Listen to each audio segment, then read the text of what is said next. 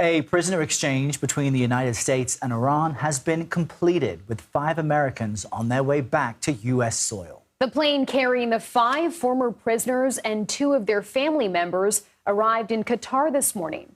Authorities in Iran arrested them several years ago on unsubstantiated espionage charges. 2 of these Americans wish to remain anonymous.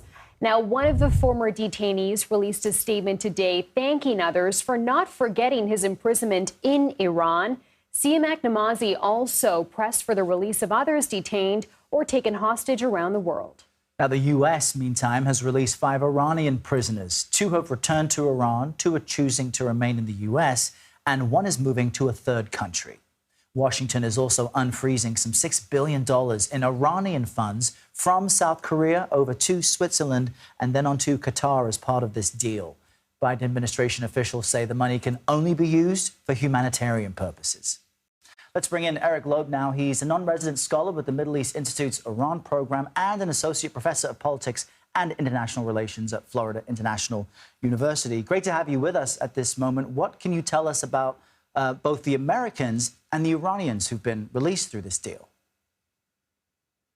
Well, the Americans were arrested and imprisoned in Iran between 2015 and 2018. 2 of them are business people, and 1 is an environmentalist, which is a sensitive issue in Iran. And they were held, arrested, and detained and imprisoned on charges of conspiring with a hostile foreign government and espionage. And so they're being released today, along with 2 unidentified Americans. On the Iranian side, we don't have too many details on who is being released. Of course, there's an equivalency here of 5 Iranians being released by the Americans. And what we do know about them is that they were arrested and imprisoned in the United States on nonviolent charges, and meaning that they were allegedly helping the Islamic Republic evade and circumvent U.S. sanctions. Eric, I want to ask about the money, because this is important here. We're talking about some $6 billion going to Tehran. How can the U.S. really be sure it's going to the people and not the regime? Well, this is going to be a very interesting experiment because when the United States signed the JCPOA, or the Iran nuclear deal, in 2015, there were assets that were transferred to the government, and there was the criticism that it could be used for non-humanitarian purposes and for military purposes against the U.S., its partners and allies. Here, the U.S. is trying to be more deliberate and orchestrate this transaction through one of the intermediaries, which is the Qatari government, where the funds would really try to be used for humanitarian purposes, specifically through food and medicine, through specific vendors between the Qataris and the Iranians. Whether that actually comes to fruition remains to be seen. You mentioned the JCPOA. We heard Secretary Blinken this morning in New York say that the U.S. is not engaged on readdressing Iran's nuclear program. But in some way, how does this swap color what can be done on that front? Well, the timing is certainly auspicious for those who want to see greater engagement between both sides, since the U.S. pulled out of the JCPOA in 2018, since indirect talks in Vienna collapsed between both sides in the spring and summer of 2022. So the timing of this prisoner release coincides with Iranian President Ebrahim Raisi's visit to the United Nations General Assembly meeting as we speak, that's unfolding in New York, along with President Biden and other key leaders. And so the question remains is, can this be the first step or a stepping stone in terms of reviving an agreement like the JCPOA that calls for less U.S. sanctions in exchange for the Iranians bringing greater restrictions on their nuclear program?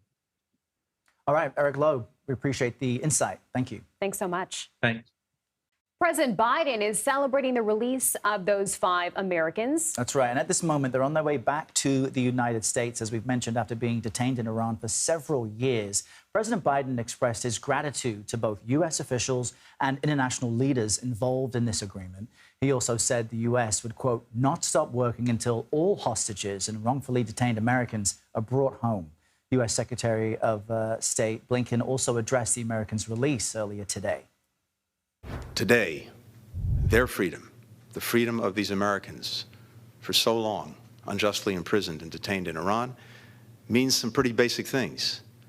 It means that husbands and wives, fathers and children, grandparents can hug each other again, can see each other again, can be with each other again. CBS News Chief White House correspondent Nancy Cordes now joins us here live in Studio 57. Hi, thanks for being here. Great to be with you on set. Lots to get into, Nancy. This has got to be a big victory for the Biden administration. What are we hearing from the White House today?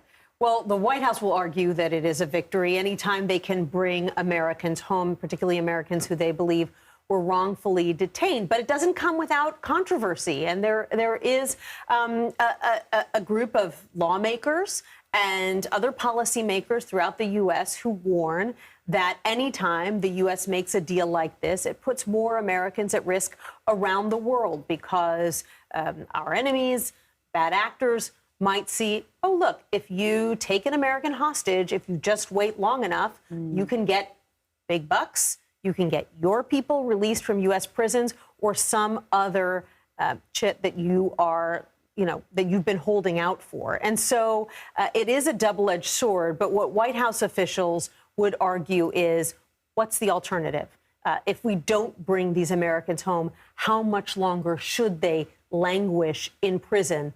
What else would you do if not this? And we heard the White House kind of outline the contours of this deal last week, likely expecting Republican pushback because Absolutely. Republicans are pointing at these $6 billion worth of Iranian funds and saying, what the heck is going on here? And even in Secretary Blinken's statement today, he says the president's willing to make tough decisions, difficult decisions. Speak to us about that expected Republican blowback and the White House reaction to it. And, it's not necessarily just Republicans. There are some Democrats who are steeped in foreign policy in Congress who also worry about these kinds of deals. They aren't going to be as upfront about it, but they do worry about the signal that this sends. But the White House is going to make the case. Look, the president came in making a promise that he would bring more Americans home, that he would do the difficult diplomacy of extracting these Americans. And he can now say he's brought Americans home from Russia, he's brought them home from Venezuela, and now Iran.